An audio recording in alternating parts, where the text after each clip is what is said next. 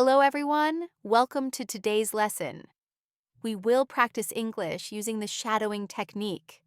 Listen first, then repeat after me. Today's story is calm, emotional, and full of small life lessons. The story is called The Train I Almost Missed. My name is Lila. I am 24 years old, and I work as a photographer's assistant in a small coastal town. I love taking pictures of people and nature. I live alone, but my heart is always full because I dream of exploring the world someday. Last month, something unexpected happened, something that changed the way I see life.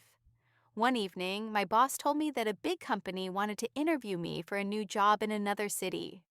The interview was early the next morning. If I got the job, my whole future could change. So I packed my bag and planned to take the 6 a.m. train. The next morning, I woke up before sunrise. The sky was still dark, and the streets were quiet. I made myself a cup of tea, checked my camera, and left the house. I felt nervous but excited. When I reached the station, it was crowded. People were running, talking, drinking coffee, dragging bags across the floor. I checked the train schedule. Platform 4. I walked quickly, but suddenly I heard a small voice behind me. Ms. Excuse me, can you help me? I turned around. A little girl, maybe 7 years old, stood near a bench. She had big brown eyes and was holding a small blue backpack. My mom is not here. I can't find her, she whispered. My heart felt tight. I looked at the time. 5:52 a.m., 8 minutes before my train. I knelt down and said softly, "It's okay. What's your name?" "Ria," she said. "Where did you last see your mom?" She pointed toward a coffee shop across the station. I took her hand and walked there quickly. My stomach felt heavy. I couldn't be late, but I couldn't leave her alone either. We reached the shop.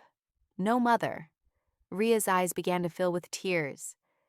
"It's okay," I said gently. "We will find her."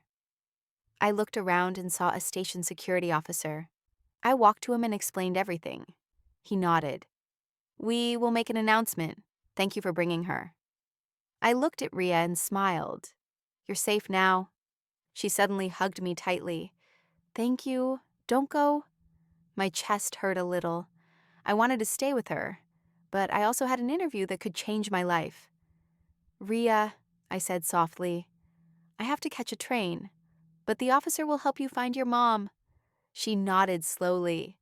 I turned and started to walk toward platform 4. 5:59 a.m.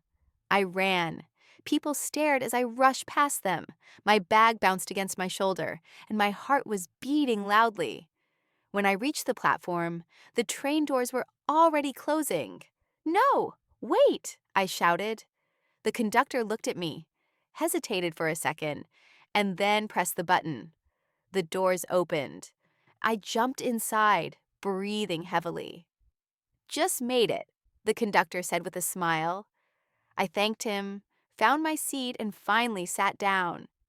As the train started moving, I looked out the window. The station slowly disappeared behind me.